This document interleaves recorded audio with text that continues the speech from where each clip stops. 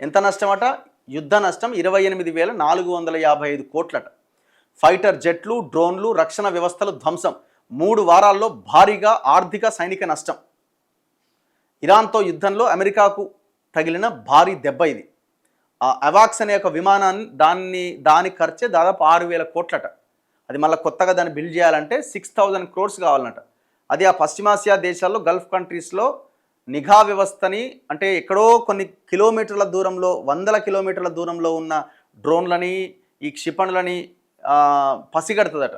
అంత పెద్ద ఆ విమానాన్ని ఖతం చేసింది ఇరాన్ నిన్న. సో అది కొత్తగా తయారు చేయాలంటే 6,000 crores కావాలన్నట. మళ్ళీ ఓవరాల్గా 30,000 కోట్లు నష్టపోయిందట అమెరికా. ఇరాన్తో యుద్ధంలో అమెరికా భారీగా ఆర్థిక సైనిక నష్టాలు ఎదుర్కొంటోంది. అమెరికాతో పాటు పశ్చిమాసియాలోని దాని మిత్ర దేశాలపై ఇరాన్ చేస్తున్న దాడుల్లో సైనిక ఆస్తులకు గణనీయమైన నష్టం వాటిల్లింది. వాల్ స్ట్రీట్ జర్నల్ నివేదిక ప్రకారం మొదటి 3 వారాల్లో సైనిక నష్టాలు, మరమ్మతుల కోసం సుమారు $3 బిలియన్ వరకు ఖర్చయినట్లు అంచనా. ఇరాన్ ప్రయోగించిన క్షిపణులు, డ్రోన్ల దాడుల వల్లే ఎక్కువగా నష్టం జరిగిందట. వైట్ హౌస్కు పంపబోతున్న $200 బిలియన్ అదనపు ఖర్చుల ప్రతిపాదనలో పెంటగాన్ ఈ నష్టాలకు సంబంధించిన లెక్కలు చూపబోతున్నది. 3 F-15 యుద్ధ విమానాలు ఖతమైనయట. ఇరాన్తో యుద్ధం సందర్భంగా మార్చి 1వ తేదీన కువైట్కు చెందిన F-A-18 యుద్ధ విమానం పొరపాటున 3 F-15E స్ట్రైక్ ఈగల్ యుద్ధ విమానాలను కూల్చేసిందట. ఈ విమానాల్లోని 6 సిబ్బంది సురక్షితంగా బయటపడ్డారు. అయితే అమెరికా కోల్పోయిన ఒక్కో యుద్ధ విమానం సుమారు $100 మిలియన్ అంటే ఒక్కటి దగ్గర 950 కోట్లట.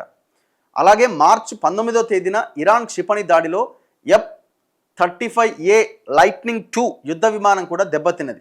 ఈ ఫైటర్ జెట్ విలువ 782 కోట్లట.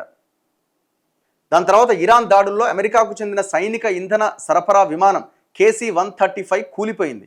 దీంట్లో 6 సిబ్బంది మరణించారు. దీంతోపాటు సౌదీలోని ప్రిన్స్ సుల్తాన్ ఎయిర్ బేస్పై ఇరాన్ జరిపిన క్షిపణి దాడిలో 5 KC-135 విమానాలు దెబ్బతిన్నాయి. ప్రస్తుతం ఈ విమానాల తయారీని ఆపేసిరట. వీటి స్థానంలో రాబోతున్న KC-46 పెగాసస్ విమానం ధర $165 మిలియన్ అంటే దాదాపు 1,565 కోట్లు.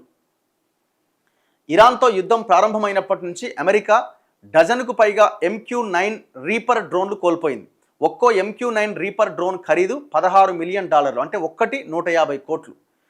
కొత్త MQ-9B వేరియంట్ల ధర $30 మిలియన్ అంటే దగ్గర 285 కోట్లు. ఇట్లా చాలా దారుణంగా నష్టపోయింది అమెరికా కూడా. దాదాపు 30,000 కోట్లు ఆ దేశం నష్టపోయిందట. ఏం మిగిలింది లాస్ట్కి? ఏమైనా మిగిలిందా?